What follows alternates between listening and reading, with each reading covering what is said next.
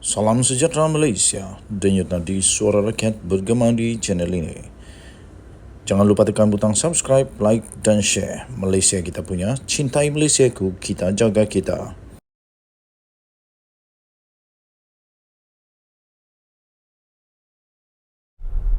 Salam sejahtera Malaysia, denyut nadi suara rakyat bergema di channel ini. Ada satu lagi berita yang baru kita terima tentang PRN di Selangor.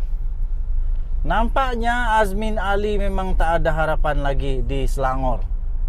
Satu persatu pendedahan demi pendedahan yang membawa kepada berakhirnya karier politik Azmin Ali sebenarnya. Tak tahu kenapa Muhyiddin masih simpan Azmin Ali sampai sekarang dengan cukup istimewa. Tapi nampaknya saya fikir pada PRN kali ini kalaulah Azmin Ali kalah, memang dia tak ada apa-apa lagi lah. Memang dah tak bernilai sangat lagi lah di dalam Parti Bersatu. Sekarang ini pun Azmin Ali sebenarnya apa dia punya peranan di dalam Bersatu? Adakah dia memberikan apa-apa sumbangan kepada Bersatu? Dia bukan ahli parlimen, kalah teruk dulu waktu pilihan raya. Terbaru ini Noh Omar tak mahu Azmin jadi MB Selangor. Satu pertanyaan yang cukup dahsyat bunyinya. Di sabudin.com.net bertarikh hari ini 25 Julai.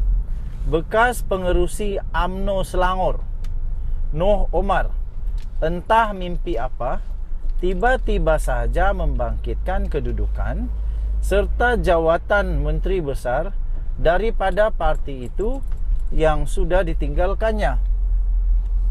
Katanya jika UMNO tidak bersama dengan PH, parti itu akan mendapat jumlah kerusi yang lebih besar dalam PRN akan datang ini. Kalau UMNO memilih bersama PN, katanya parti itu sekurang-kurangnya akan beroleh 20 kerusi untuk mereka tandingi.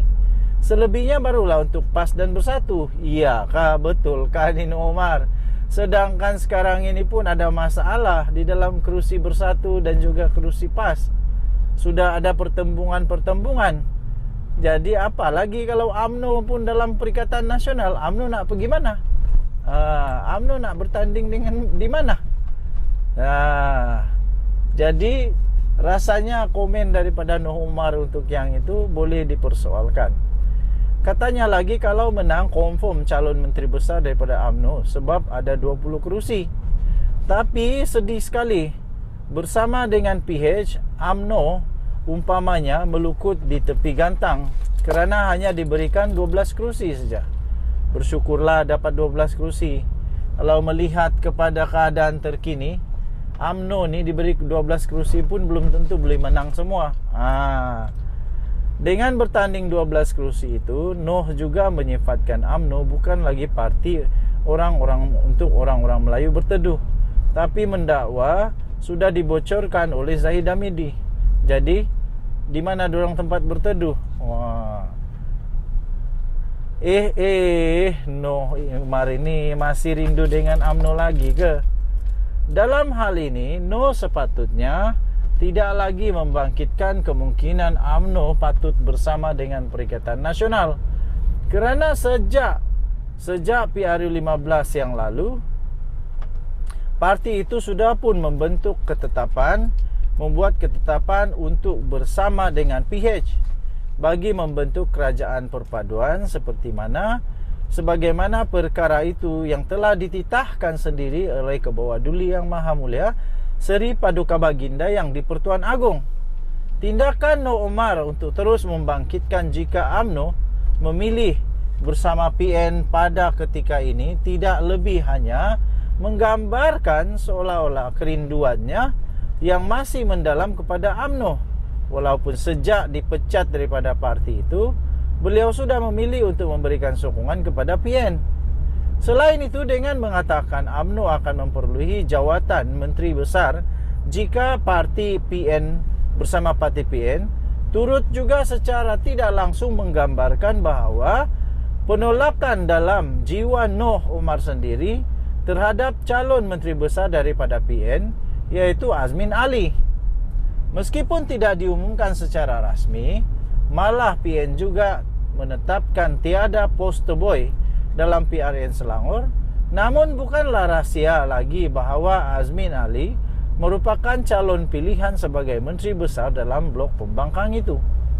Mahyadin Mat Yassin, bekas Perdana Menteri Malaysia yang banyak masalah sekarang kerana sudah didakwa 2 kali di mahkamah, yang adalah selaku pengerusi PN dan Presiden Bersatu, diberitakan begitu kukuh dan tidak berganjak pendiriannya mahukan Azmin mengisi jawatan Menteri Besar jika gabungan itu beroleh kemenangan. Untuk itu, terlanjur sudah bersama dengan PN, Noh tidak sepatutnya lagi memperlihatkan kecenderungannya yang masih lagi berterusan mahu kerusi Menteri Besar,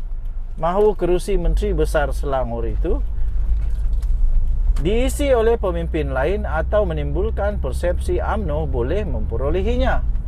Beliau seharusnya menyokong dan mendukung penuh Azmin Ali, bukan menimbulkan gambaran atau persepsi lain yang hanya memperlihatkan menolak dan tidak mahu pengerusi PN Selangor itu menjadi Menteri Besar.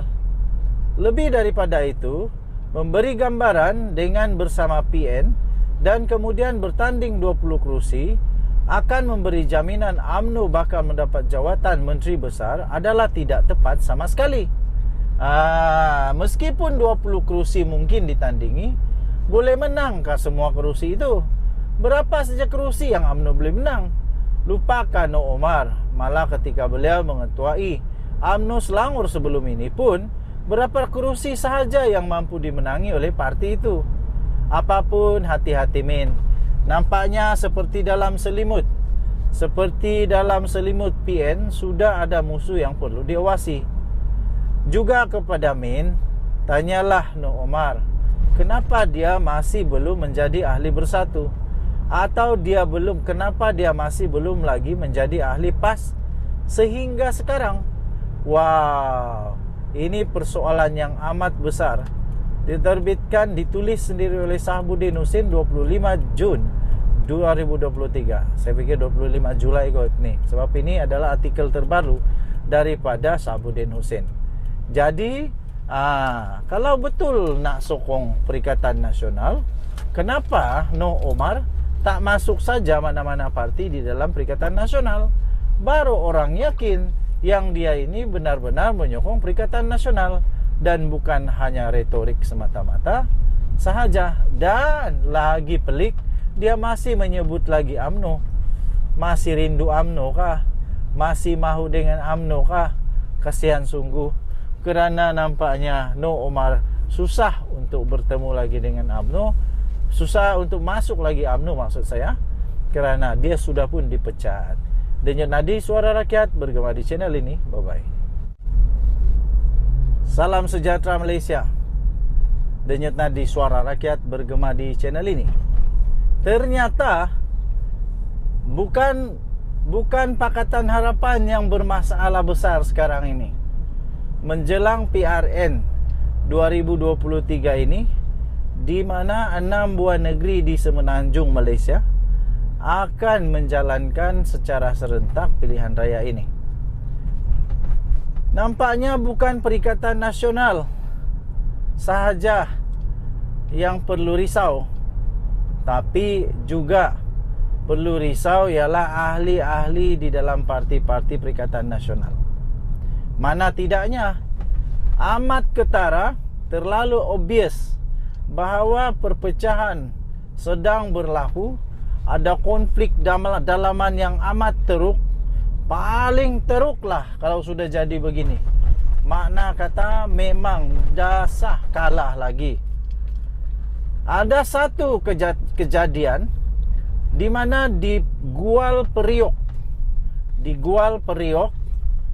ada penyokong PAS yang telah bertindak dengan amat-amat berani, dan saya harus hormat tindakan mereka ini, kerana memang hak mereka untuk marah lah.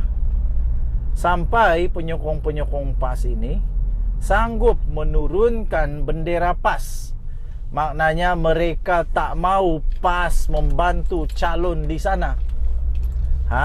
Kata tak ada masalah. Itulah kan dah timbul satu persatu masalah. Di Langkawi pun ada masalah. Kali ini di Gual Priok pula ada masalah. Di mana semua penyokong-penyokong telah menurunkan bendera mereka tanda protes. Beberapa penyokong PAS di kawasan Dewan Undangan Negeri Dun, Gual Priok, sepakat menurunkan bendera parti PAS selepas nama penyandang kerusi berkenaan, iaitu Datuk Muhammad Awang atau Ustaz Mad dilaporkan tidak dicalonkan, tidak tercalon pada pilihan raya negeri 12 Ogos depan. Wakil penyokong, salah seorangnya adalah Zakaria Omar yang sudah pun berusia 60 tahun, berkata, tindakan itu sebagai satu protes. Sebagai satu protes selepas tokoh berkenaan dikatakan bakal diganti oleh calon yang berada di luar Kelantan. Sudahlah, bukan orang Kelantan, memanglah orang marah. Memanglah.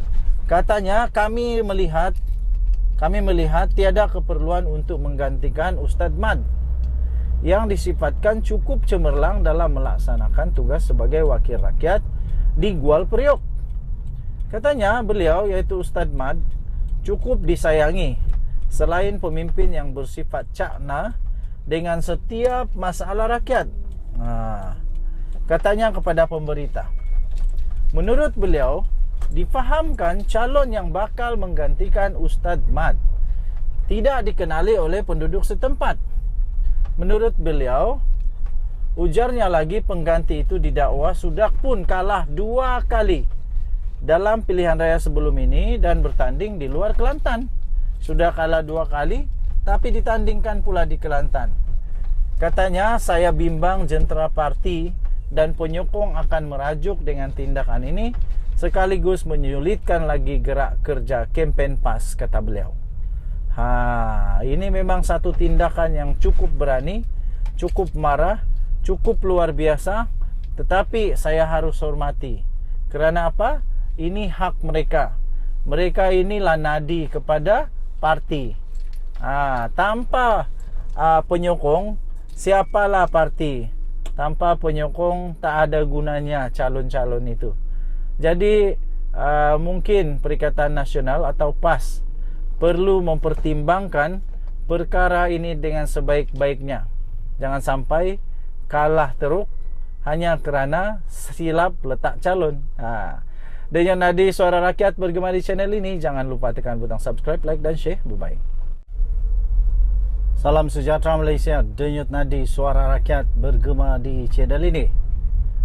Tun Mahathir mendakwah ramai orang kenamaan dalam ketakutan. Pertama, reaksi saya padan muka. Kedua, siapa orang kenamaan itu? Ketiga, kenapa mereka takut? Keempat, siapa mereka takut? Yang pertama, tuan-tuan dan puan-puan, siapakah orang-orang kenamaan yang disebut oleh Mahathir yang sedang takut ini? Siapakah individu-individu yang takut ini? Dan disebut sana orang kenamaan. Maksudnya orang yang ada kuasa, yang ada wang banyak, yang kaya, yang berpangkat tinggi. Kedua, kenapa mereka takut? Kenapa mereka takut? Apa yang mereka buat? Adakah orang kenamaan itu termasuklah Mahathir juga yang takut? Dan apa yang mereka takut? Mereka takut kerana bimbang akan dikenakan tindakan, termasuklah saman dan pendakwaan di mahkamah. Nenek saya kata, tak payah takut kalau tak salah. Nak takut apanya kalau salah, kalau tak salah? Dan kalau sudah bersalah, memang patut rasa takut. Itu namanya orang kampung bilang karma.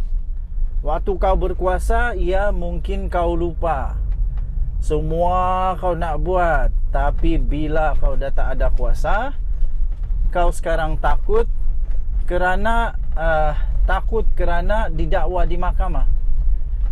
Saya fikir orang tak suka-suka buat pendakwaan di mahkamah. Tak ada orang yang terlalu tak cukup otak untuk tiba-tiba buat pendakwaan di mahkamah tanpa ada apa-apa kes. Tapi kalau ada kes, memang kenalah. Dan mahkamah pun tak akan layan punyalah kalau hanya menyusahkan mahkamah, hanya menyalahgunakan proses mahkamah. Mahkamah tak akan layan. Jadi yang Mahathir takut sangat ni, kenapa? Orang-orang kenamaan takut sangat ni, kenapa? Kenapa takut didakwa di mahkamah? Bukankah Mahathir juga dulu yang mahu supaya orang-orang kenamaan yang bersalah, dia berjanji akan menghadapkan mereka yang bersalah ini ke mahkamah? Mana sudah semangat Mahathir yang dulu itu? Seolah-olah Mahathir sekarang cuba nak backup pula orang kenamaan.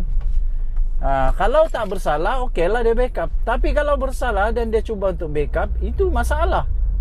Bekas Perdana Menteri Tun Dr. Mahathir Mohamad berkata, golongan berkenaan bimbang jika ada orang tertentu akan melaporkan kepada polis dan berdepan dengan siasatan. Memanglah. Sekarang Perdana Menteri Datuk Seri Anwar Ibrahim seorang Perdana Menteri yang telus dan berintegriti. Tak pernah nak kumpul wang untuk diri sendiri, tak pernah nak kumpul wang untuk kroni, apalagi untuk keluarga. Jadi yang Mahathir risau sangat ni kenapa?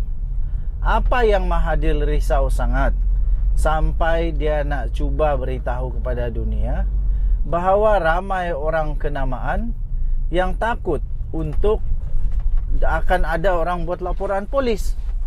Saya sangat-sangat menghormati, malah saya rasa orang-orang yang berani membuat laporan polis ini adalah warga negara yang baik, warga negara yang ada kesedaran sivik, yang mencintai negara. Yang Mahathir risau sangat ada orang nak buat laporan polis. Kenapa? Rakyat Malaysia semuanya ada integriti yang bagus. Kalau tak ada salah, tak akan dorang nak buat laporan polis. Kalau memang ada salah, tak payah buat laporan polis pun, akhirnya nanti kena juga. Kalau bukan kena di dunia, nanti kena di akhirat. Jadi tuan-tuan dan puan-puan yang dihormati sekalian, saya nasihatkan kepada Mahathir supaya janganlah risau. Kamu sudah terlalu tua untuk risau. Kamu sudah terlalu tua untuk takut perkara-perkara begini. Kecuali kamu pun terlibat, kecuali kamu pun termasuk dalam golongan-golongan kenamaan yang takut kena dakwa itu. Dan kalau kamu takut kena dakwa, kenapa kamu takut kena dakwa? Denyut Nadi Suara Rakyat bergema di channel ini. Jangan lupa tekan butang subscribe, like dan share. Bye-bye.